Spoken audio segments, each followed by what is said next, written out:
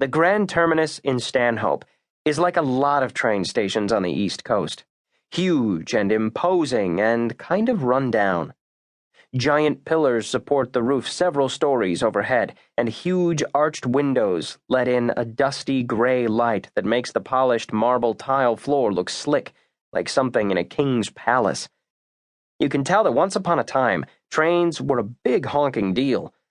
But now these stations stink of dust and varnish, and the wooden benches look old and uncomfortable, and the low hum of noise within the walls sounds like the echoes of all the people who've passed through. It can be kind of creepy, especially if you're feeling creeped out already, which I completely was. I hauled my suitcase over to one of the benches and sat down, rooting around in its front pocket for my ticket. My mom wasn't kidding. I found a one-way to D.C. and a creamy envelope with her handwriting on the outside. "Give this to your guard escort. Be careful with it. It's very valuable. I love you, Mom." It bulged with something heavy. When I opened it up, a purplish glass disc about as big and thick as a cracker slid out into my palm. A twisty, tarnished silver frame covered its edges, and there was a little loop of metal on one side. It looked like an antique monocle. I held it up to my eye. Through the violet lens, people became dark shadows, and the light rippled like oil on water, but that was all. I looked at the giant antique clock over the ticket desk. 3:27. 14 minutes until my train departed. I slid the lens back into the envelope and put it and the ticket into a pocket of my jeans. I slid my cell phone out of my backpack and turned it on, and it immediately started buzzing like crazy with all the missed calls and texts my mom had sent while I was in school. There were a dozen texts, each more alarming than the last. Things like, "Call me as soon as you get this," and "Don't go home. This is very important." And finally, the one that spooked me the most, "Trust no one."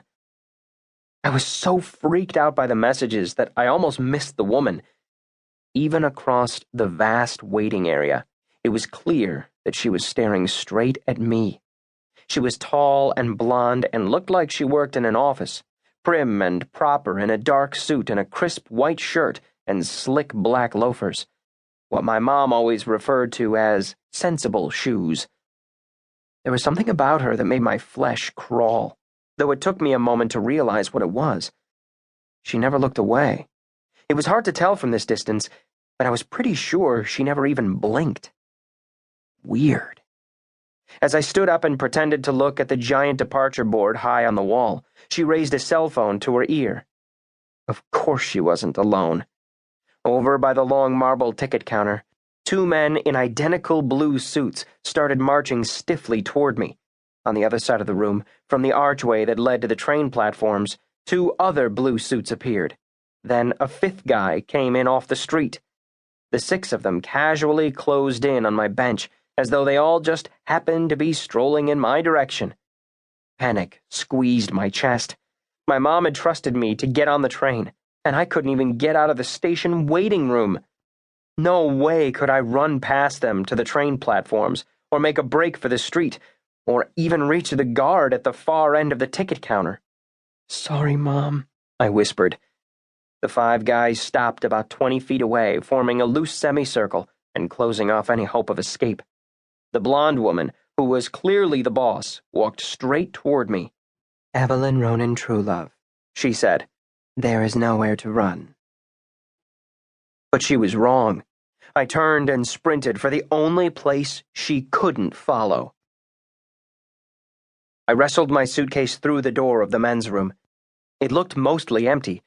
An old man stood at the long row of grimy sinks, washing his hands. A guy in a janitor's uniform was in the corner, wearily leaning on a mop. I rolled past them and peered around the corner, hoping to find another exit. There wasn't one. Just an overflowing trash can and 8 ancient green toilet stalls along a wall of windows that looked like they hadn't been cleaned since the year I was born.